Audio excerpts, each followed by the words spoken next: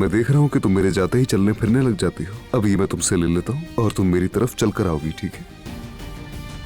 तुम कब तक मुझसे भागती रहोगी? जब तक तुम मुझे पकड़ ना लो। कुछ तस्वीरें हैं जो कभी नजर आती हैं और गायब हो जाती हैं, मगर मुझे याद नहीं आ रहा।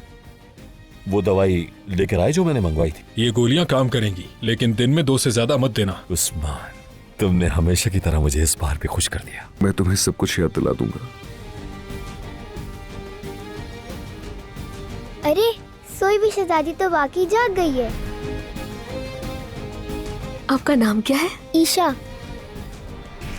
तुम सब के ही मुस्तहक थे। बीवी की अमानत की हिफाजत न कर सके, गैर जिम्मेदार सिनान। मेरी बेटी मेरे हवाले करो। नान, मैंने कहा बाहर आओ। अपनी हालत देखो, खुद को बाप कहलवाने के लायक हो। मेरी बेटी वापस दो मुझे। बाबा